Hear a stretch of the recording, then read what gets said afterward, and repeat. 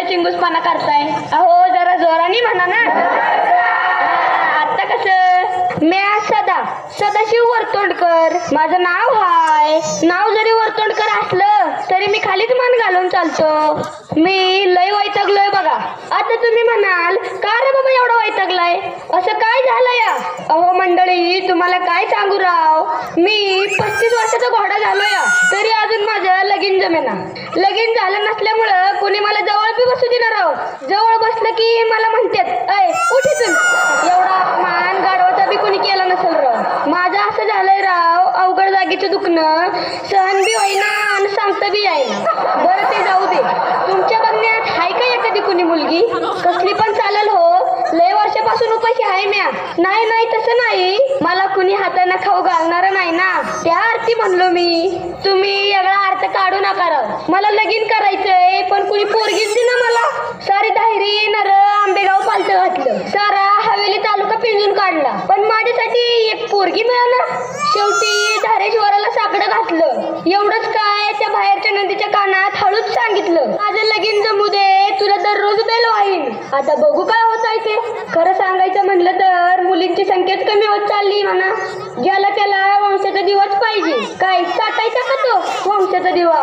म्हातारपणी आई बापाला बायकोचं ऐकून घराबाहेर काढते ती पोरं, म्हणून पोरीच बऱ्या. कधी काढायचं तुम्हाला? अहो या वंशाच्या नादात स्त्री भ्रूण हत्या वाढतच चालली बघा. हे थांबलं पाहिजे राव. अरे सदा कुणाशी बोलतेस एवढं? आपल्याला जायचं नवं मुलगी बघायला. अरे अजून किती मुली बघशील तू? झालंय ना तुझं लगीन?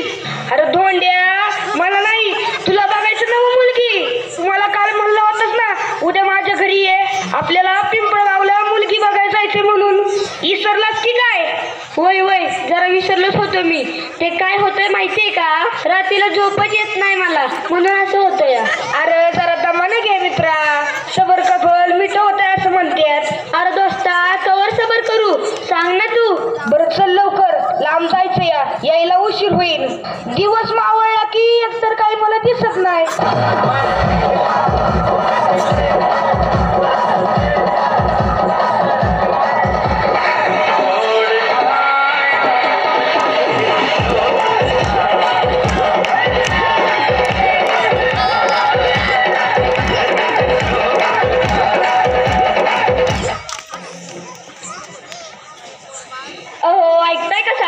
हा जरा पत्ता सांगताय का?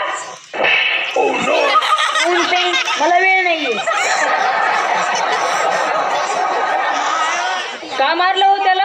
अरे काय नाही, बायकोचा राग काढला त्याच्यावरती. मी म्हणलं मला सकाळी चहा करून दे, तर म्हणाली घ्या नाही करून, तिला मारू शकत नाही ना म्हणून आणला.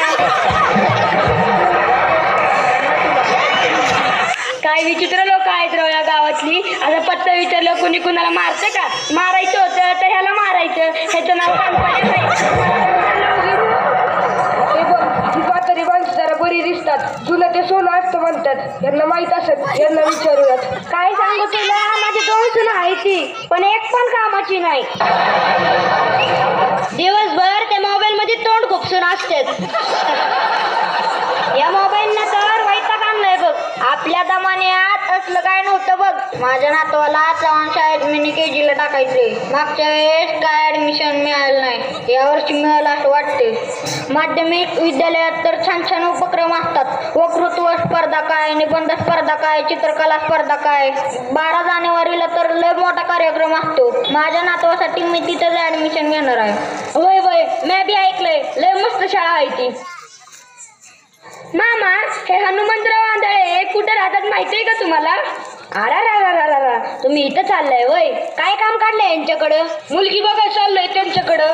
बरं जावा, नशीब काढलंय तुम्ही. अहो पत्ता तर सांगा. वय सांगतो.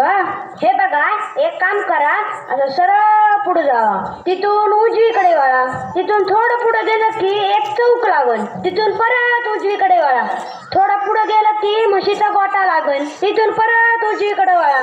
तसं सरळ चालत या, मी भेटेल परत मला विचारा. मला माहितच नाही. अहो मामा, माहित नसेल तर नाही म्हणा की राव, असं काय फिरवतं आम्हाला? अहो थोडं चेष्टा केली, मला मस्करी करायची थोडी सवय आहे. घरी बायको सोबत मी हेच करतो. मला दुसरा काय काम धंदाच नाही. मला बरं वाटतं. तुम्हाला त्या हनुम्याचं घर पाहिजे ना? हे बघा, सरळ जावा, हिरी मागच्या शेतात बंगला आहे त्याचा. लय उपकार झालं मामा तुमचं. अरे इथं कुठं हात घालायला लागलाय? हो, नमस्कार करतोय मामा. देव करो तुम्हाला, देवानं लगेच उचलावं. काय म्हणलं? चेष्टा करतो खरं. तसं नाही मामा, मी देवाकडे तुमच्यासाठी प्रार्थना केली. असं वय? मग ठीक आहे.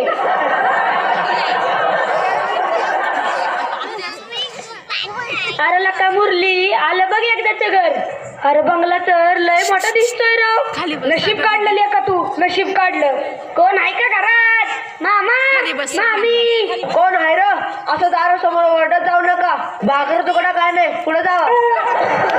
अरे मुरली, हे तर आपल्याला भिकारीच समजून राहिले राव. एवढा मोठा अपमान. जाऊ दे, गरज आपल्यालाच आहे. उपाशी आहे ना म्या. अहो आम्ही भिकारी नाही. हनुमंतराव इथेच राहतात का?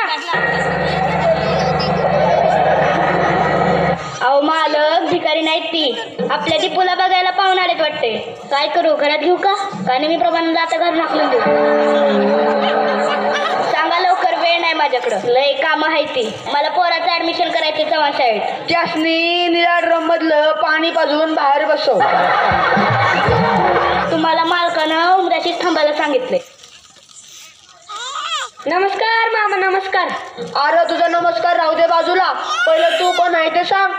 मी पारुबाईचा लेक सदा. माझी आई म्हणाली माझा मामा आहे तो म्हणजे तुम्ही. मला तुमची पोरगी